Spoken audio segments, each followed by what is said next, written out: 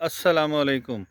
आज कुछ बातें अदरक के मतलब डिस्कस करते हैं क्योंकि काफ़ी मैसेजेस आ रहे हैं इसके बीज के मतलब।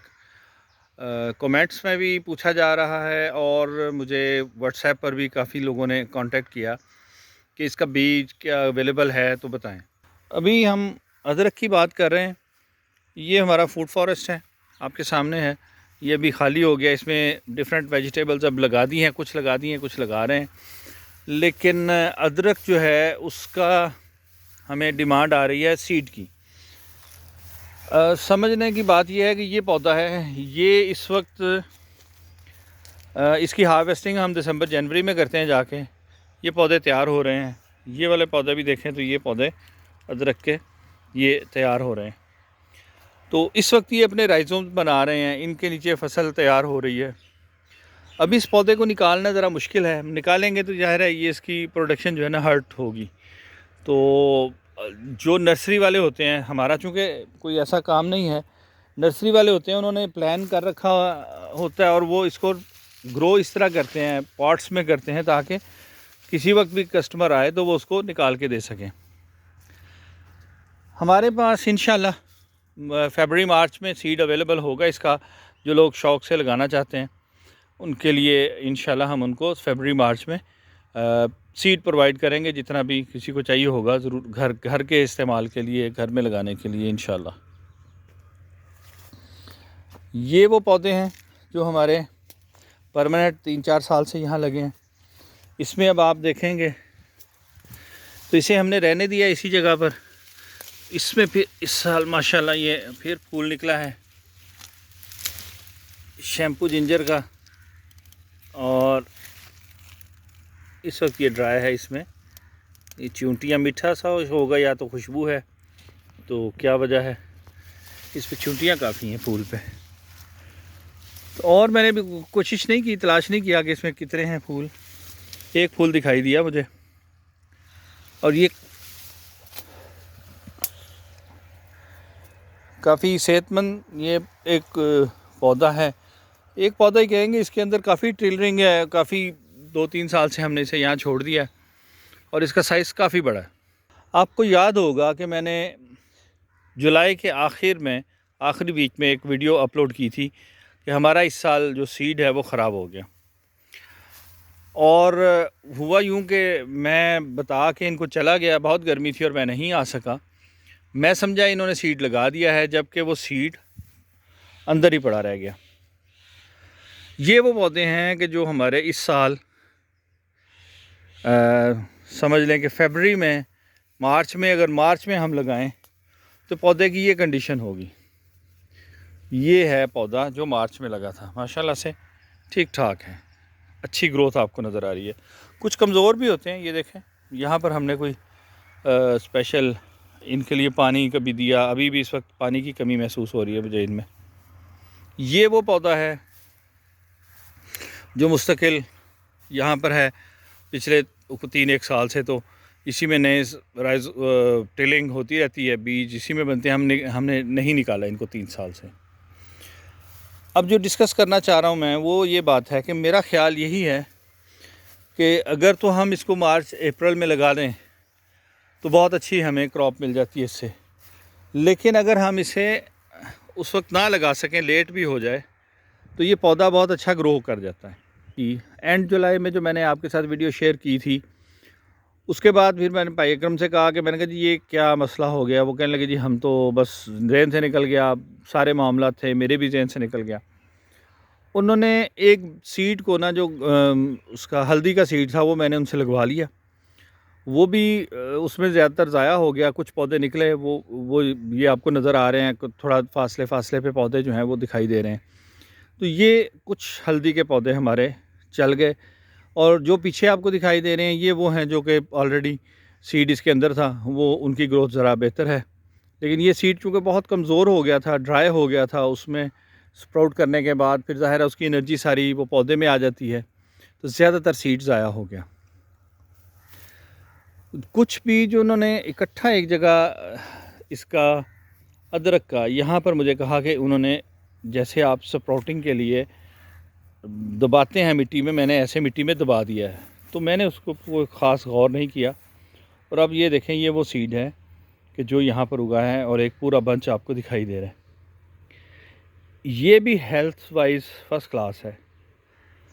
मतलब मैं दिखाना ये चाह रहा हूँ कि हमने अप्रैल में लगाया, इसकी ग्रोथ बहुत अच्छी हुई। पिछले साल हमने मई में लगाया, वो भी मैंने वीडियो शेयर की कि एंड मई में 24 मई को हमने लगाया था। इस बार ये वाला जो पौधा आपको दिखाई दे रहा है, ये 24 जुलाई को लगा है।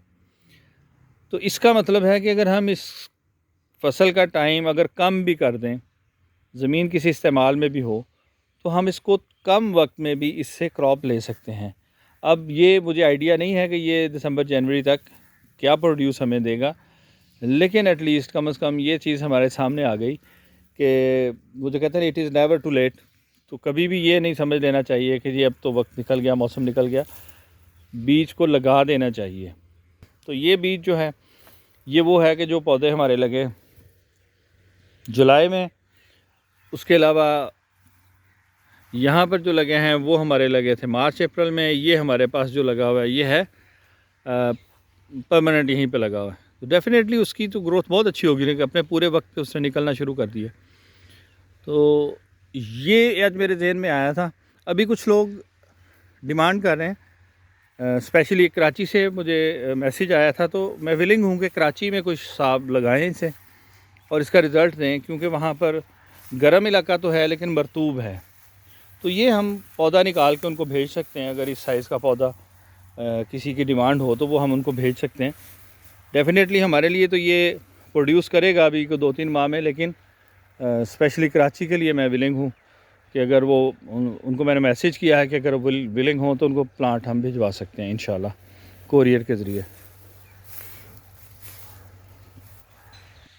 आज की वीडियो में मैं यही डिस्कस करना चाह रहा हूँ कि ये जो अदरक की हमारी ये वाली किस्म है, जिसे कोई बिटर जिंजर कहता है, कोई कुछ और कहता है, बेसिकली ये ज़्यादा मशहूर है शैम्पू जिंजर के नाम से।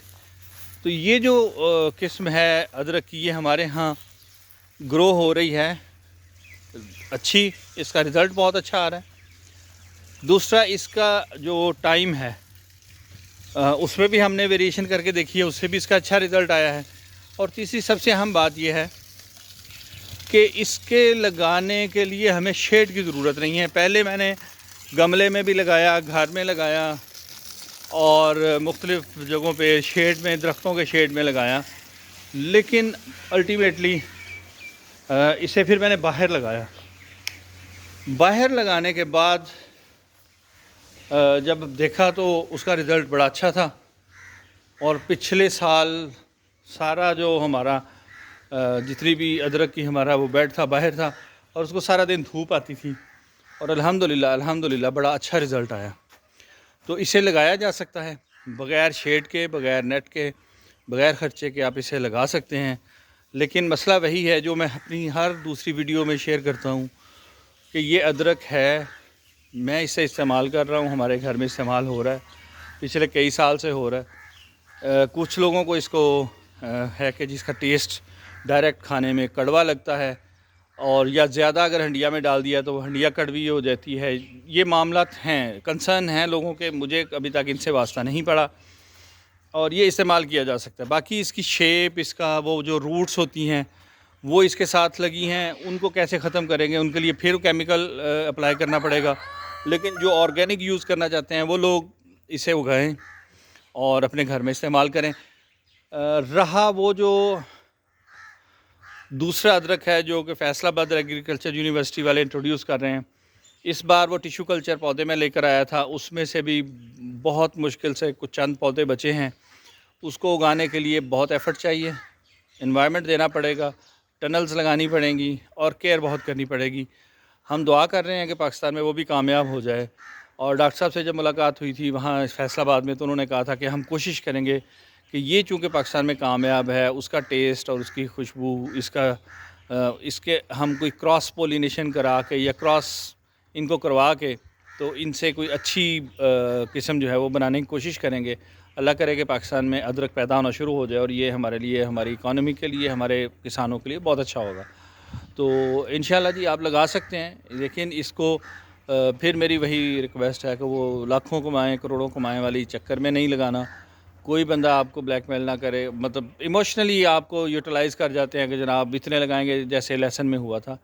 उन बातों में ना आएँ, लेकिन इसे ज़रूर काश्त करें। ये बड़ी अच्छी फसल है। तो इंशाल्लाह फिर इस पे डिस्कस करेंगे।